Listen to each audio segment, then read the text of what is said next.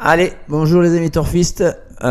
Quel plaisir de se retrouver pour étudier un quintet de ce niveau avec 17 partants. Ça ne nous arrive pas souvent, déjà 17 partants. Et en plus là, des chevaux de top niveau européen. C'est la seule incertitude qu'il va falloir lever, c'est qu'on a des chevaux qui arrivent et qu'on ne connaît pas du tout sur Vincennes. Cali Smart, Black Flash Bar, même si on l'a déjà vu une paire de fois, Chirou, Onas Price, Marion Foutibon, et ainsi de suite. Par contre, la crème, là, Hussard du Landré, Onek, Hookerberry, Eliade Dugoutier, Héros d'Armes, Andy Bourbon, Kaido Giel, Uwaga, Hip Hop au fort, n'en jetez plus. Donc là, il y en a assez. Il va falloir être fort quand même pour trouver dans cette course la combinaison gagnante de ce tiercé quintet. Donc sur 2100 mètres autostart. Alors attention, c'est particulier parce que ce ne sont pas les chevaux les plus riches qui ont eu les meilleures places, mais c'est en quelque sorte les chevaux qui ont été les mieux classés dans leur batterie qualificative sur leur sol. Qu'on a mis en place. Ça veut dire par exemple que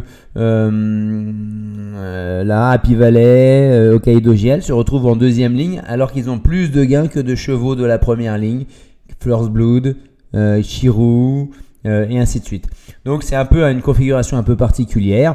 Donc il faut regarder aussi ça, hein. Il y a des chevaux qui vont courir en étant un tout petit peu peut-être surclassés, même s'ils ont une chance, hein. Le 3, Sahara J-Bird, c'est une bonne jument, un bon mâle par contre, mais elle a 222 000, hein. Elle va partir à côté d'Hookerberry qui a 4 fois plus de gains que lui, hein. Donc bon, il faut prendre en compte tout ça, mais par contre pour gagner, il va falloir trotter sous les 1-11, hein, plus près des 1-10 que des 1-11, hein. Donc allons-y. Alors le béton, je fais confiance à Onek, hein, moi, hein. De toute façon, Onek, on le sait bien, lui, sur cette course, sur ce parcours-là, Onek, c'est tout simplement 9 sur 9 à l'autostart. Voilà. À Anguin, à la Capelle, mais à Vincennes également. Record 1,96 à Anguin sur les 1609 mètres. À Vincennes, sur le 2100 autostart, 1,94 s'il vous plaît, hein. Donc là, il va falloir être fort. Contre lui, il a ce mauvais numéro. Mais vous voyez, il a fait deuxième de Vivadaï, c'est détonnant, prix René Ballière au mois de juin. Donc c'est mon béton de la course. Il ne devrait pas décevoir. Maintenant, il va falloir comment François Lagalotte s'en sort au niveau de son numéro, parce qu'il va y avoir des chevaux à son intérieur qui vont partir vite aussi, hein. Ça va être sympa comme course, hein. Le déroulement de course va être très très important, hein, je pense, hein. On pourrait avoir des grosses surprises quand même aussi, hein. Ensuite, je vois bien une petite consolante, un lot de consolation pour Hookerberry, qui est parti malheureusement à l'amble et fautif dans le critérium des 5 ans. Mais c'est un cheval qui a un amour de cheval, comme le dit Bazir. Il fait toutes ses courses, il faut le cacher, il va finir. S'il y a du rythme et qu'il est caché dans la ligne droite, attention, il va pouvoir en croiser plus d'un, hein.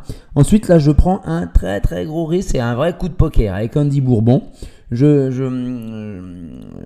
pars du principe déjà que avec son 14, elle n'est pas si mal lotie, parce qu'elle va être derrière le cheval à Pippo Gubellini qui a préparé cet objectif, à mon avis. On ne l'a pas vu depuis le mois d'août sur les hippodromes même transalpins. Et donc, Andy Bourbon est dans son dos. Ça va partir. Andy Bourbon, peut-être qu'à un moment donné, elle va pouvoir s'installer en tête et imprimer un rythme soutenu. Après, est-ce qu'elle va pouvoir le contenir dans la ligne droite? C'est pour ça que je la vois plutôt pour une petite place quand même, plutôt que la gagne, hein. Faut pas exagérer non plus, hein. Mais je prends un gros risque, hein.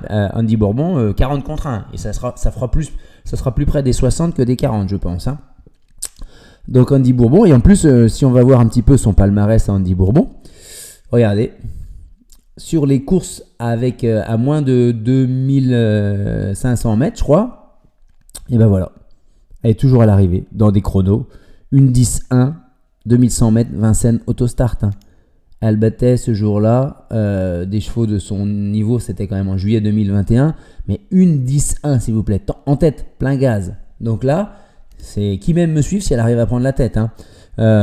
Donc voilà pour Andy Bourbon, le coquin. Ensuite, la déception, je renouvelle mon erreur peut-être du critérium des 5 ans, où j'avais joué en Hussard du Landré, qui n'a été ni plus ni moins que le vainqueur de ce critérium. Moi, je le voyais un petit peu pas en grande forme à ce moment-là. Et finalement, il m'a vraiment montré le contraire. Donc là, par contre, c'est plus la même chose. Hussard du Landré, numéro 8, Ferré, on va faire la petite course, hein. On va pas être aussi offensif. Donc je lui vois peu de chances de figurer à l'arrivée. Et ensuite, dans les fantômes, les interdits, je mets Uwaga et Marion Fouti Bon, qui dans son pays n'a lutté que contre des lots de femelles. Donc là, ça va être beaucoup plus dur. En combinaison, ça donne quoi? Eh ben, je n'en ai pas parlé encore, mais je mets un coup de poker aussi encore. Happy Valley. Elle est pas si mal lotie, avec un numéro à l'intérieur. Elle peut faire peut-être la même course un peu que dans le critérium, même si par le jeu des relais, elle pourrait se retrouver très attardée. Donc je la mets première ou nulle part, en gros, Happy Valley. Avec sa pointe de vitesse dévastatrice dans la ligne droite, si elle n'est pas très loin, elle peut venir gagner. Elle peut venir gagner, hein, franchement.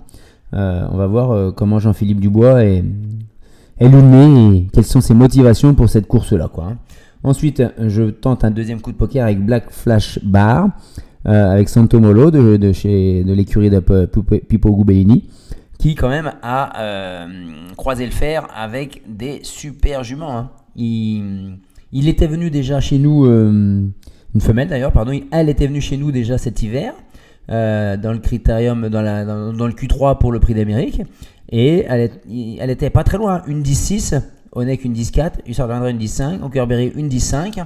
Elle a quand même battu des chevaux dans son pays, où finit derrière juste Vernissage Riff, qui n'est ni plus ni moins que le gagnant de la loterie à Naples dernièrement, devant We Will Rise Ice. Donc c'est des sacrées lignes, ça. Attention, hein. Attention. Hein. Ensuite, je mets le 9 Onek.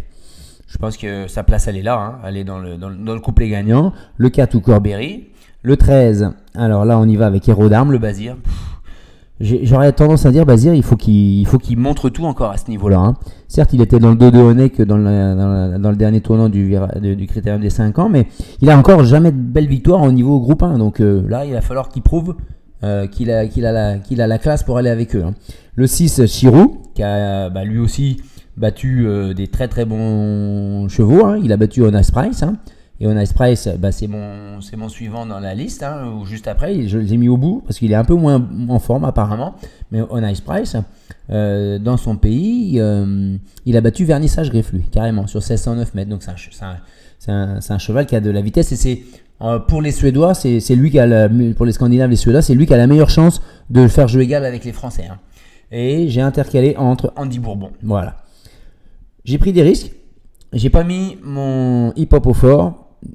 Même si le numéro 17, c'est pas pour le desservir, parce qu'il va peut-être pouvoir venir dans la montée en 3-4e épaisseur, mais j'ai peur qu'il se retrouve loin, qu'il fasse un effort et qu'il ait du mal à conclure après, je sais pas.